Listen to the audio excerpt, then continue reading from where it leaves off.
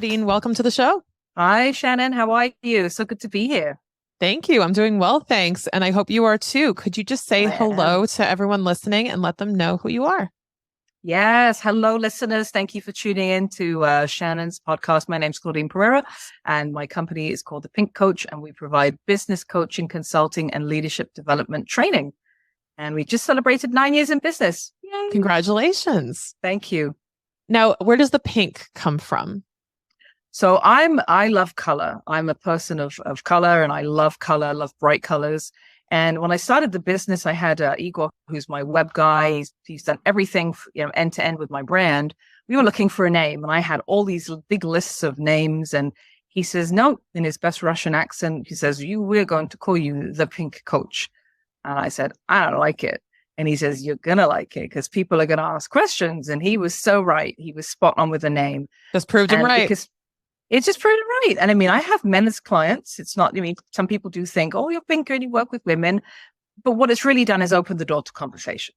So, yeah. I absolutely love that. That's awesome. And I love that it's just like, let's just do something different.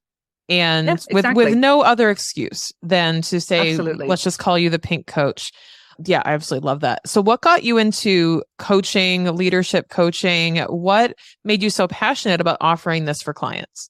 I love people. I'm a people person. And as a new immigrant to Canada from the UK, I started at the bank. It was the middle of winter of 1995. And so I launched my coaching and leadership career.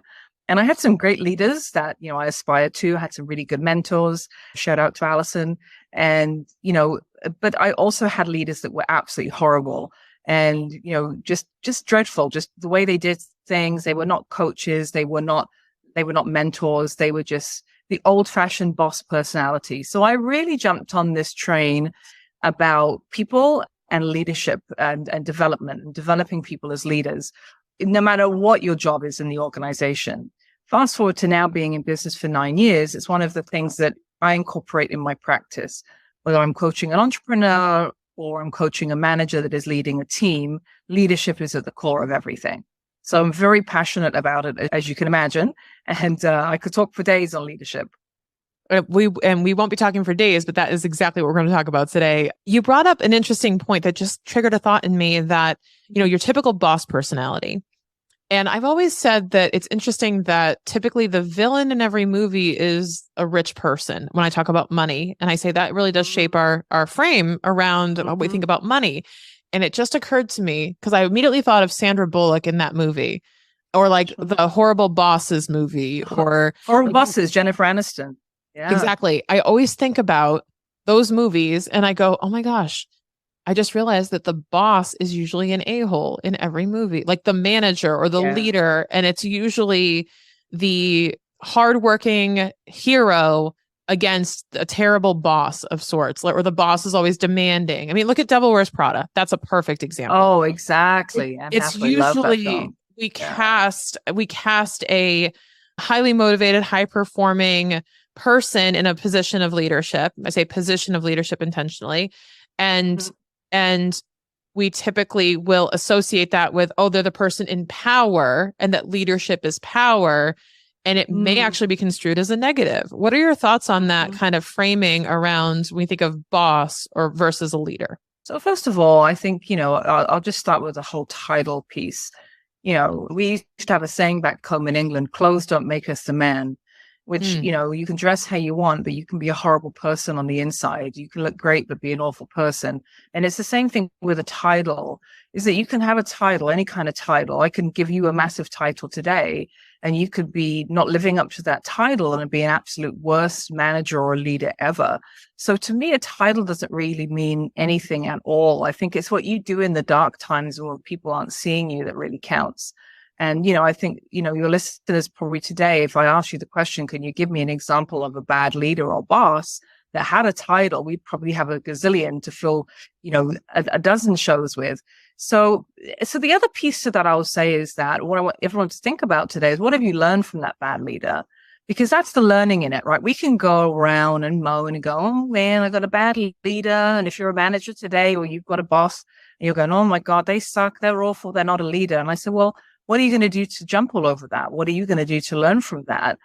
And that's what I did during, my corporate years, is I learned from the leaders that I didn't really aspire to be like, or I didn't admire. I could have brought them down, but I chose to learn from that to go, I want to do it. Just as we were saying earlier, I want to do it completely the opposite way. Yeah.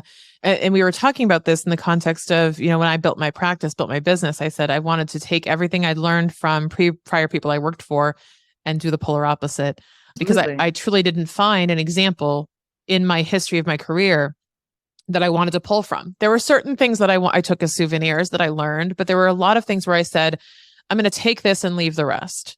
And I'm going to not only just leave it, I'm going to intentionally deflect that going forward. I'm going to intentionally avoid going down that path of like micromanaging or of appearing bossy or creating urgency and stressing people out and passing down the stress. Because I think that when you're in that position, when you've had poor leadership, you can do one of two things. You could emulate it, or you can learn from it, and you could actually implement the opposite. And I really went all in on, I must implement the opposite of what I experienced so that nobody has to go through this. Absolutely. And you really have done that in your business and everything that you do, completely different to the example that your industry sets.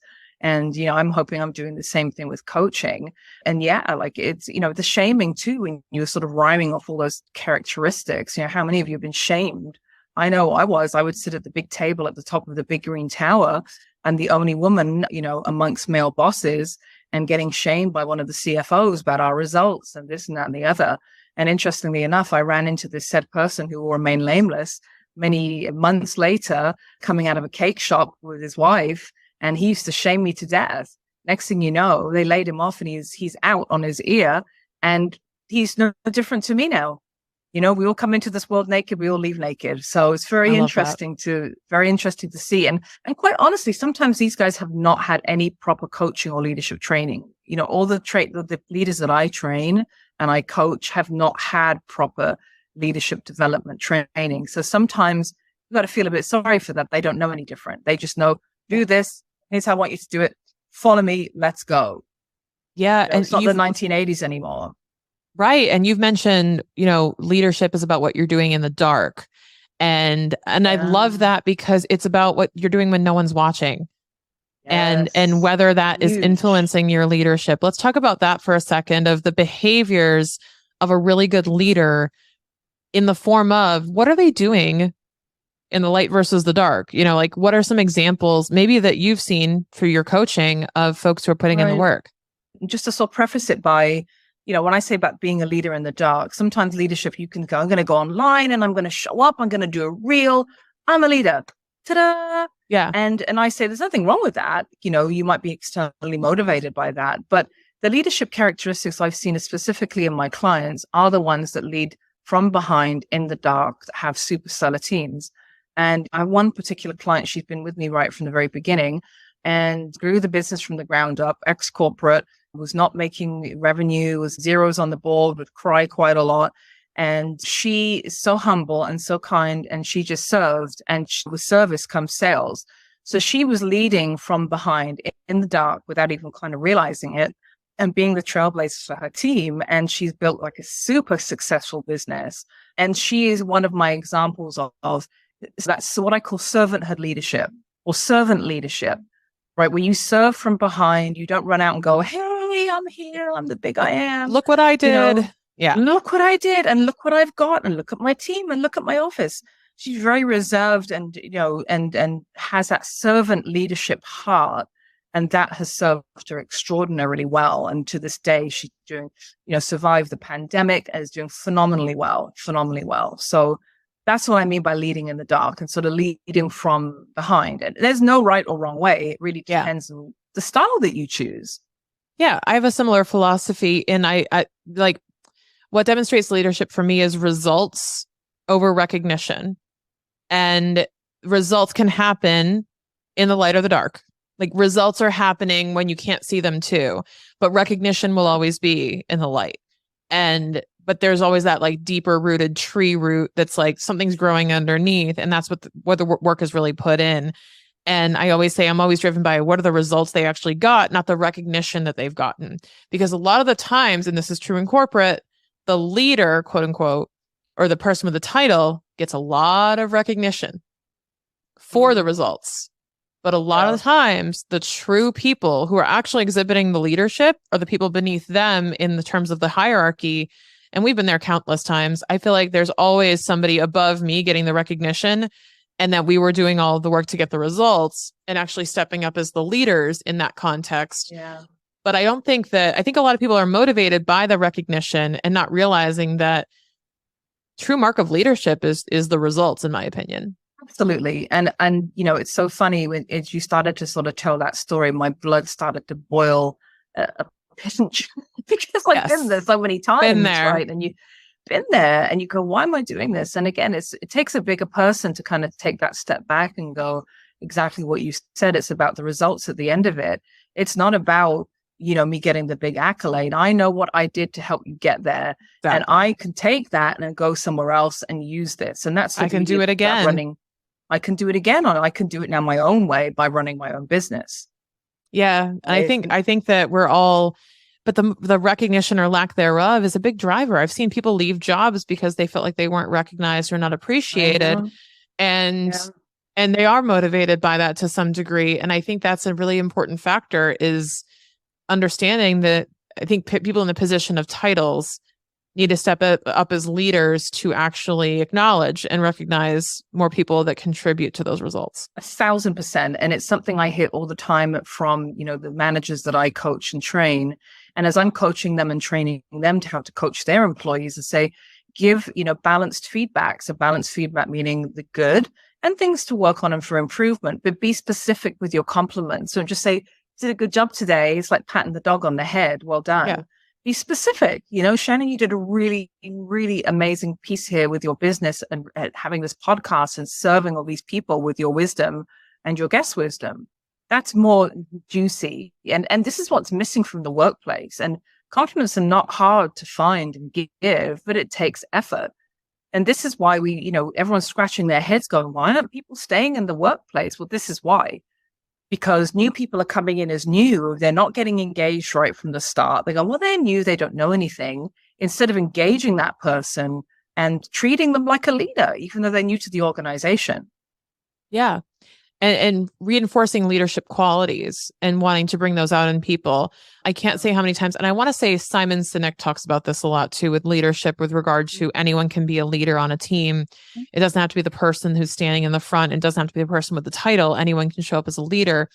And it made me, I was listening to that in real time as I was stepping into a team where I didn't have the title, but I was blatantly the leader because I was the first person people went to when they needed the support or had a question or something. And I was okay not having the title because I said, that's not what's important. What's important is that I'm still the first phone call when something's going sideways. I know I am the leader. And it was more important to me in the maturity of my career at that point, 15 years in. Of course, like early on, you want recognition.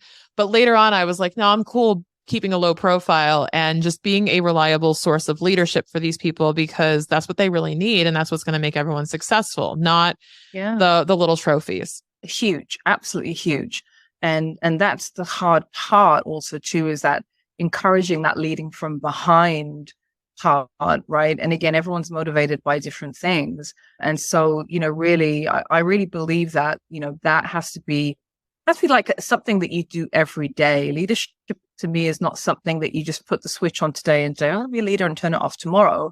If you choose this servanthood of leadership, that has to be a daily thing, like brushing your teeth. It should be something that you're doing every day, leading from behind, even during the times when you're not seen. Even during the times where I wasn't seen, I was still leading. Absolutely. Right? It's not in business. Right. It's not an outfit you take off at the end of the day. It's part of your, part of your body. Yeah. So important. And on the flip side, I also know people with titles who call it ego maybe, but they also have titles and they feel like they need to be the leader. And if someone else is stepping into that role, that for some reason they are, I don't know, call it territorial, or they maybe feel conflicted or feel threatened in some way, or just feel like they're coming for their job. Who knows?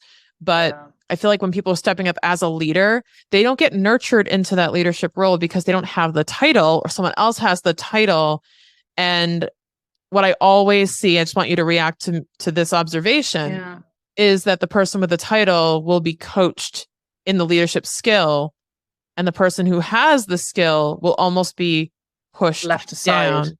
Yeah, or like kind of, we'll just say not nurtured. Like they won't pour into that person. They'll pour into the person who isn't exhibiting those skills. Let's talk about, pouring into and coaching into leadership versus noticing qualities of leadership and bringing them into the title.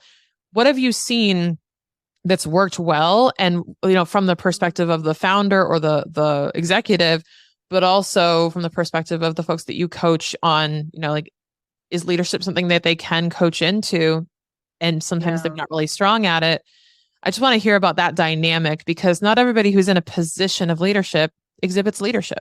1,000%. And I've seen that with companies that I've worked with where they've grown very, very quickly. And then suddenly what they've done is they've had to promote people from within into leadership, but they didn't necessarily have leadership qualities. They were like, oh, you're a warm body, you're a team lead. Oh, you're a warm body? Great. You're going to be the next manager.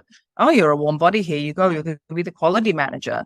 And then they start backpedaling when they hit a certain point to go, wow, we don't have leaders at our table. So you see that quite a bit. And I really do believe that whole leadership piece and coaching, and it really starts with the culture of the organization has a big, big piece to do with that. So if you have a culture in your organization that is focused on coaching, then chances are no matter who you are from the ground up, you're going to get coached by your leader. But I have also seen that too in your examples, that you kind of go, you sit and look at this person that has a title and you go, wow, how, like, they're getting all the attention, accolades, but they're awful. And then you've got someone sitting over here under a rock going, hello, like, what about me? So I really think that it does really depend on the organization. It depends on their values and what they deem important. Now one, company that I was working at, coaching end to end, like everybody, no matter what level you are in, whether you're in an administration role, on the phones, a leader, a manager, a VP, everybody was coached top down. It was a culture, it was a process, and it was documented, or we would get audited. And if you hadn't done it, they'd want to know why. So, it sounds very strict and stringent, but that way it's fair across the board. And that's the piece I think that we're starting to still see a little bit of, is that it's not fair. I mean, luckily the people that I work with organizations that support their coaching journey and support them being coaches and leaders. And by far, and this is not about tooting my horn, this is about saying that this strategy works. All the people that I coach that are leaders that have teams, when I meet with their leader, the big guy, you see a massive difference in their results. Huge. Absolutely. What would you say are the qualities of a strong leader? What are the key qualities that you try to cultivate in your clients? So I think the first thing that it really starts with is your two things, vision, and it starts with your values.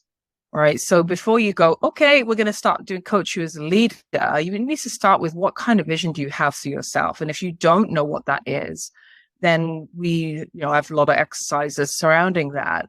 What are your values? Because all of those things are going to go into that melting pot of, what your leadership style is going to be. But it all starts with a vision.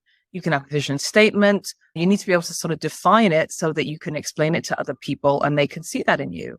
So that's the first piece, is vision. And then I think that, as the journey goes along, you got to have some courage and conviction in your statements, right? Like if I'm coming to you and kind of talking a little, well, I'm not sure what, like I got to be compelling and I have to sort of talk you into this. Like if you're listening today and you're not bought into the concept of leadership, which hopefully by the time you're done with Shannon and I, you're gung-ho and ready to go for it, because we're both being courageous and we're talking about our stories, and we're trying to convince you that we've got conviction that this is the way that, that it works. Right. So those are a few things right there. And I think the other thing too is really is doing not just saying what you want to do, or is to live that brand, live that vision of leadership. Because quite often you hear people say certain things, or I'm good at this, but then they don't live to that. Like that catfish, you see them online and then you meet them in person and go, ooh, that was you? Wow. Right. So that's all about brand and how you show up. And, why should somebody really be listening to you? Like, why should someone tune into your podcast today? Or why would they not? You're a Right. trailblazer. I love it.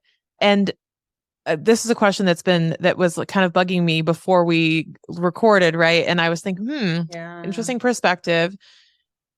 Do leaders always need to have followers? And I will let you interpret that question as you like, but Yeah. you can clarify that. Do leaders always have to have followers to be leaders? I don't think so personally. And my opinion is that no, to be a great, strong leader, you don't necessarily have to have followers. Now, depending on the kind of person you are, you may be externally motivated. And to be a leader, you must have followers. You might, and again, there's no right or wrong, but you might just be that kind of individual, like let's say Kim Kardashian, and she needs to have followers to feel good. JLo needs to have a gazillion followers on Instagram watching her in a bathing suit on the boat with Ben Affleck to feel good about it. She's a leader in her field, but she needs that. So I don't think that you necessarily need followers. I just think you need to do things really, really, really well and have people look up to you and respect you. That to me, I think is more powerful than having a million followers to sort of poke holes in everything that you're doing. Again, that's me. I'm internally motivated. I don't need the, accolades and the pats on the back. I just want to see results in people from what I do. That's why I call it leading in the dark. I mean, you have to lead in person too, but yeah, I don't think you need followers. That's my opinion. I mean, I'd be curious to hear what your listeners think, but I don't think you need to have followers. I mean, it's important to have people following you like on social, but to be a leader, I don't think you need to go, well, here, I'm a leader and here's my band of merry men behind me. Right. And I know, and listeners, by the way, chime in, tag us on social when you're listening to this and tell us, do leaders need followers? And let's ask that question. Followers. But I'm going to give my perspective on that too, which is I think leaders don't need followers, but they should have influence and impact. I think that is the desired outcome of leadership, but like influence over followers. And by followers, I mean people who will go into battle with you, people who subscribe and enroll to the thing that you're doing. You don't need to have them, but the goal is to get people to enroll in an idea and to be impactful and to exert influence. But because I feel like that's how things get done. But I think to exhibit qualities of a leader, it doesn't start with accumulating followers who will do anything you say. I feel like you have to accumulate a reason for them to listen. And then that will come after. That is really what it comes down to, because what I've noticed is this binary that we were raised on of like, are you a leader or a follower? Yeah. And it's like, I don't like the association with, I've never liked the association with follower. So I defaulted to leader because I thought that was the right answer. Because it is phrased in a way to be like, are you going to be a pioneer or are you just going to be a lackey? Like it was really it was diminishing the idea of a follower. And I wish that the binary choice, if we had to make one, was, are you going to be in the front or are you going to be supporting or something like that? Like, would you rather be, on top of the cheerleading pyramid or holding the legs up, whatever, like, you know what I mean? Whatever that may look like. Yeah. I think that's the thing is like, do you want to be recognized or do you want to be, a key part of the results?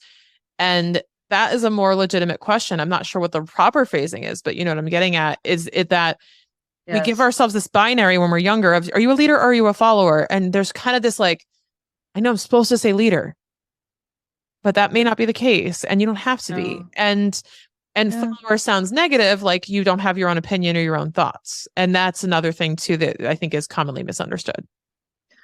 Completely. And again, yes, back when we were growing up, it's like, well, do you want to lead or do you want to follow? It's like, I don't know. Like, why are there two choices? I don't know. I mean, to me, I'm kind of both. I am a leader, but there are times when I love to follow. I'm around people that are better than me. And I'll go, I'm taking a back seat and you can lead on this one. Oh, totally. To be quiet. So I kind of swing between the both. I like to lead when I need to lead or when I feel compelled to, but then I also like to follow as well and let someone else take charge. So I don't think there's anything wrong with being both, quite frankly. How would you distinguish when is a good time to take a back seat and like basically go, I'm going to be quiet? Like how do you evaluate situations to go, this is a time where I really should step up as a leader versus this is when I should really step back and let someone else? I think leadership is like when I want my point to really be heard, maybe like, why should my sort of audience, why should they be listening to me? Who am I trying to transform today? Whether I'm doing a speaking engagement or I'm coaching, then that's when my sort of leadership hat goes on. Mm-hmm. When the hat goes off, it might be if I'm getting resistance or I don't agree with someone's message, or, they're taking me down a path, or we're in a group setting that I really don't sort of align with. I will take a back seat. Versus sort of jump on that bandwagon of negativity, of gossip, or whatever the case may be. I'll just step back. Or it could be someone I'm following that I really want to learn from, someone that's better than me. I'm at a session, or I'm online, I'm listening to training. I'm a big Robin Sharma fan. I take my leadership hat off then. I want to learn. I got my book out, I'm writing my notes, I'm a student, or I'm in class, whatever. Then, I'm following. I want to learn. So that's another time I sort of take that leadership hat off. I think the irony is that we associate leadership with confidence, almost to the point where like they're just intrinsically confident. And yet I feel like the best leaders they also have a ton of humility. Yeah, absolutely. And they have a lot of awareness of like where their strengths are and go, nope, not me today. Like, nope. I actually think that is a mark of a good leader, is knowing when to say, I'm not the best served for this, because they're going to make that call instead of seeking every opportunity to step into the limelight. For sure. And, I always remember this too, that sometimes we are not all for everybody. I'm not for everybody. Not everyone bats an eyelid about leadership. And that's okay. I'll send you to another coach, and that's completely fine. So, you don't need to be the super. In fact, I've got quite quiet. Like growing up in the UK, I was 13 and I was very shy, like painfully shy. Everyone laughs when they hear that story. They go, "You coach, you're shy." But in my quiet time alone, on me and the cat and my book, I'm really shy and I'm quite quiet and I don't want to talk to anybody. And people find that hard to believe. Right. So again, leadership is a presence. Leadership is a brand that I built. Leadership is a role I step into very naturally, but I can quite step out of it, when you don't need to be this overly, people say, "Oh, I need to be an extrovert to be a leader." Well, no, you don't. I definitely don't. Sometimes the people that are the most introverted are hurt the most versus the ones that are very, outlandish. So I think it's really about choosing your own leadership style and how you want to show up. 100%. What are some of maybe the breakthroughs that your clients have had when they step into that, or any stories that you've experienced that really exhibit that quality? Yeah, I had a couple actually. One gentleman that I'm coaching, and he was kind of in a very technical role, and at an organization. I'm still coaching him to this day, so I'll be careful how I sort of phrase this. But nonetheless, he was very shy. Didn't know anything really about leadership. He was given a title of manager, so suddenly he went from being a techie dude to now managing people. And he's like, he didn't say, "Oh, I don't know what I'm doing," but he really was lacking so much confidence, to the point where we really had to start from sort of ground zero, even from the basics of, even before we could work on his sort of leadership style and brand, just the confidence of understanding what it was he was doing and how his role had changed, and, how to address issues and role-playing conversations. And from then to now, I tell you what, like, he is like a star story for me. He's night and day. He'll come to coaching now and say, "Okay, I've had this blah, blah, blah, and here's what I've already done." And I'm like, "And where did you go? Where's the real," I won't say his name.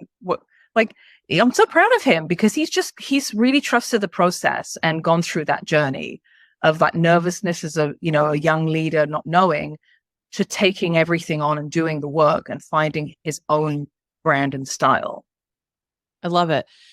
What do you think was like a key factor in that, in terms of maybe something that influenced him, or any particular challenge he encountered in his new role that kind of made him realize, "Oh, I need help with this"? Yeah. So I think he was very, very nervous about leading a team and people. He was not equipped to have difficult conversations. There was one of the first things I identified was a lack of respect from the team to this individual from some of the things I was hearing. And I'm like, how are you feeling about that? Like, we need to nip this in the bud. And he's like, yeah, I'm feeling very disrespected. I said, yes, you are being very disrespected.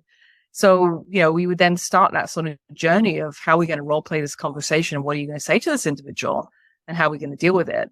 So, he's fully aware, like he was in over his head, but we had to start to do the work and he had to do the work. It's one thing when we're together and, I can coach you through, leadership or conversations, but then when you go and you're alone, then it's really, you've got to practice. And that's the hard part, is putting that into place. But he did. And that's the thing. You've got to do the work. You got to do the work or it won't work. Yeah. Yeah. And it must be, I have to acknowledge how challenging it is to feel like you're being disrespected. I feel like that's one of the biggest things that could derail you, is when you feel like you're disrespected completely. It's one thing to feel, ill-equipped, right, to handle the situation, but to feel like somebody doesn't respect you, it's a lot to overcome that. And I want to acknowledge him, whoever he is, right, of, that is a big challenge to overcome and to also be motivated to overcome. Because most people, arbitrarily let it go. They would exit the situation and they would say, I'm being disrespected. They have something wrong with them. I'm going to go find another job. I'm going to go do something else because clearly they have a problem with respecting leaders here. And it's very easy to make that excuse or to sit in that and say, they have a problem, not me. It takes a lot of courage to say, hey, maybe there's something I can be doing better to reroute this situation and to get the result that I want. So that's really powerful. 1,000%. And it happens quite a lot of times too. And, I don't know if anyone listening can relate to this, that suddenly, you're a peer with someone one day, the next thing you know, you're promoted and now you're their leader. Awkward. It's huge. I call it the friend zone. And it's a massive piece. Every time I go over this, when I'm training and everyone's like, oh yeah, the friend zone. Oh yeah, well, we're friends. I want to be friends with people. I said, it's very difficult when you're in that leadership role. You want to be everyone's friend, but you also want to have what I call a professional boundary so that people don't walk all over you. So you have that kind of separation. Otherwise, one day you might need to fire your friend or, terminate them for whatever reason. How are you going to feel about that? So it's a very big common piece and very challenging to be experience that. Yeah, I've been through that myself several times. And because it's almost impossible, I will say in public accounting in particular, which is where I come from, it's hard not to be friends with everyone because you're basically pledging a fraternity together. Like you have a bond and you have this like look out for each other aspects to it, that if somebody gets promoted before others, which is also why I think partially with public accounting, we all get promoted together. And that's another thing too, is like you're kind of in a class. Oh, I see. Yeah, you're in a class and you elevate together. And then eventually someone might make it further or someone might make partner before the other person does. But it's usually financially driven. So it's pretty objective. Whereas in the corporate America space, when I left and went into private, it's much more subjective and much more, I guess, not arbitrary, but it's much more unpredictable. Like somebody could start as an analyst and surpass two other people who started well before them. So tenure doesn't actually mean anything. Yeah, it doesn't dictate title, whereas in accounting and public accounting in America, at least it does. And if you've been around long enough, you get promoted. In the firm I used to work for, if you stick around enough, you get promoted up to a certain point, and then you have to actually argue why you're going to make partner, versus most companies, which are, you come in and work and you have to wait for a vacancy or you have to wait for the opportunity for a promotion in order to even be considered for it. It's just a different environment and different motivation of where you stand. But like you said, with the friends, right? When you're in that environment and that there's a friend with you, it makes things complicated because relationships are huge. I feel like relationships with other humans typically surpass relationships with companies. I agree. Totally. Everything you're saying is spot on. And it can be very complicated, right? Very complicated. Very. I've seen friendships get ruined from this. And really, I don't have a magic wand or fairy dust to kind of fix it, because we are all humans. We, like packs of wolves. We all want to be like together and friends and go down the pub and have a drink. And as I said, there's nothing wrong with that. You just got to have your own style around it. your own style when you draw the line. You know, I'm not going to go back and sleep at my coworker's house, maybe, you know, and, or, you know, talk to them on a Saturday or go shopping with them. Like, there's a really, and everyone's like, well, I want to do that because I want to be friends. I said, well, then maybe you don't want to be, shouldn't be a leader, because you're going to be so careful. The lines can get very blurred very quickly. Yeah. And even if the lines aren't truly blurred, the perception matters, because you could be hanging out. I remember this, actually, this happened with me. I had a boss. I'll say boss, not leader. I had a boss who was really good friends with my colleague, who's my level, and they would like get their hair done together. And I knew, like, even if I was a shitty coworker, even if I got F performance and they got B plus and F or an A, right? Yeah. Even if all of the numbers and objective opinion was stacked against me, I would always blame an opportunity that they got on their relationship. I would always say, oh, it must be because they're friends. And I would always dismiss the idea that maybe they actually earned it. And I think we all have that a little bit of judgmental tendency on that, but it's true. It's you see what you see, and you're going to tell yourself the story that is going to make the most sense to you and will probably protect you in the process. So a lot of people will have an opinion. If you are a leader who is appearing to have any type of favoritism or even an inside joke, right? That tells you there's an inside and there's an outside, and that you are outside. And that can make that little subtle thing can actually make a really big impact. So I completely agree. Oh, massive. Oh, absolutely massive. And, you know, and I remember one time I was, you know, very good friends, there's 5 of us managers. And then the next thing you know, we would go on holidays together because we were at the same level.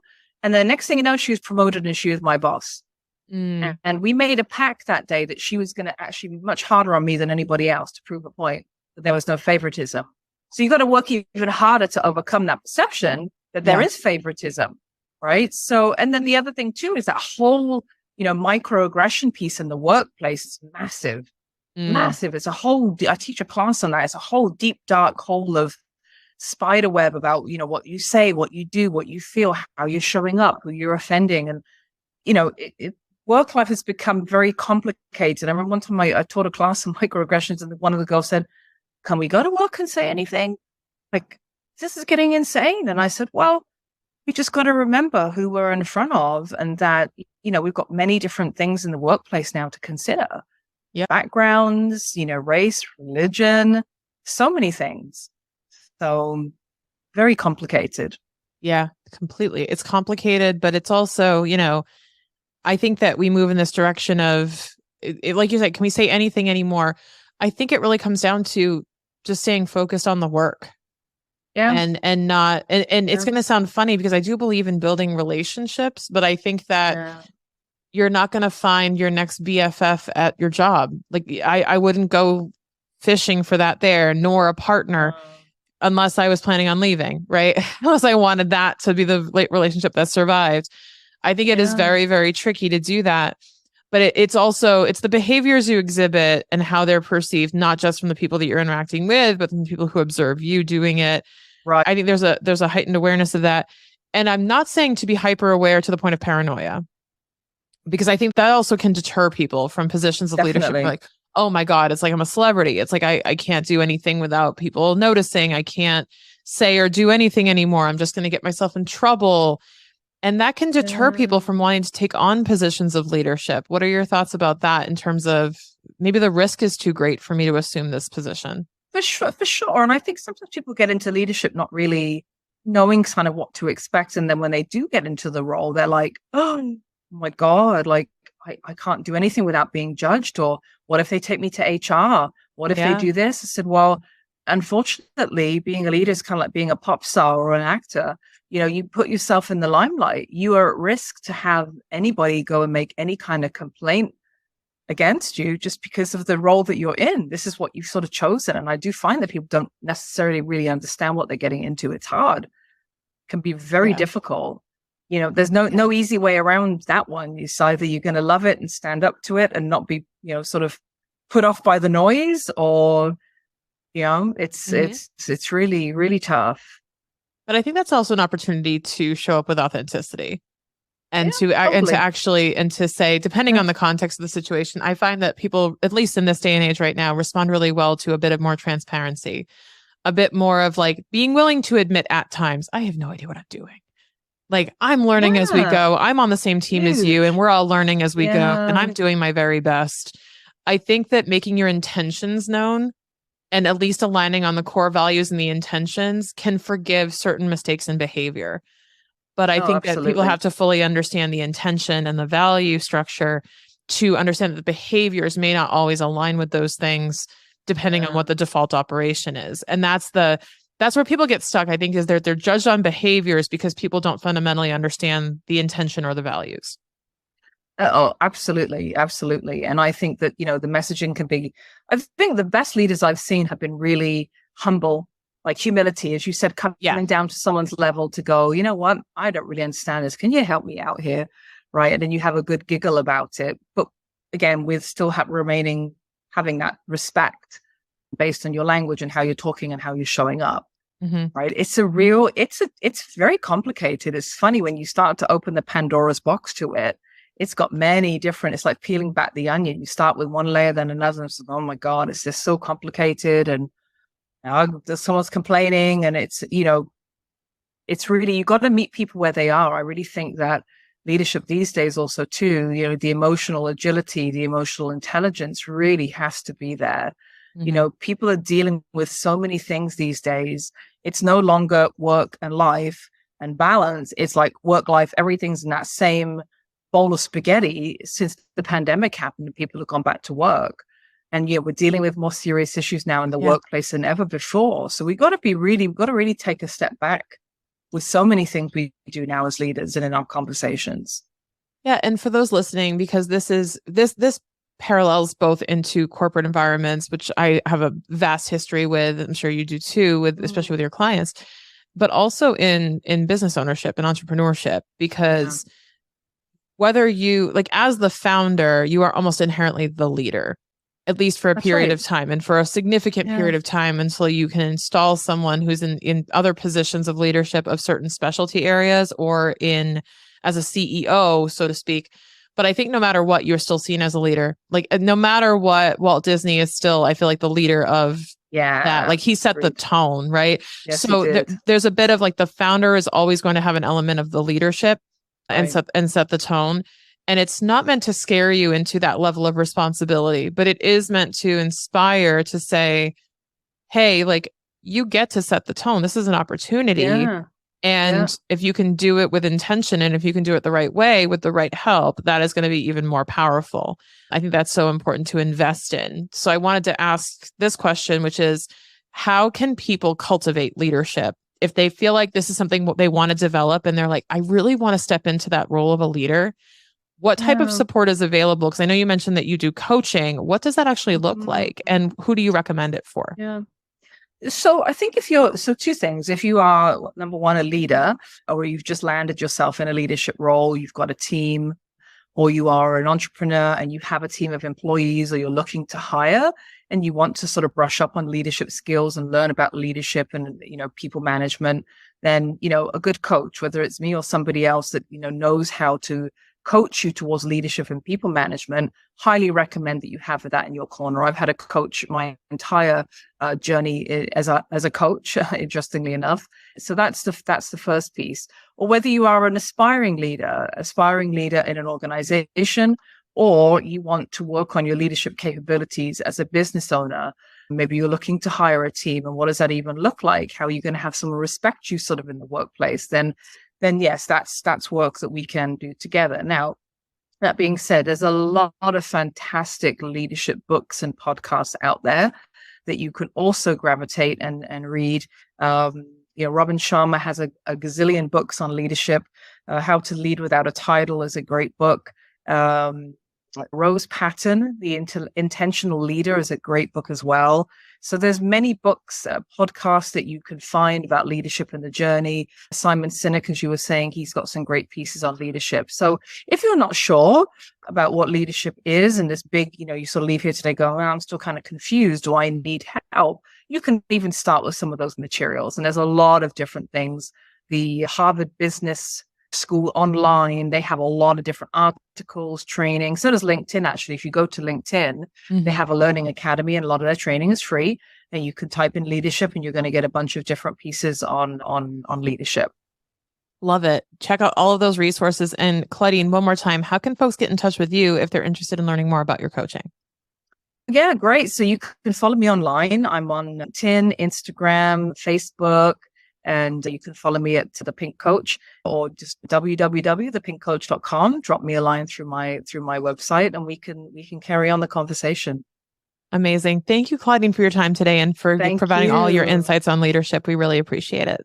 Thanks, Shannon. This has been amazing. Take care. Thank you so much, listeners.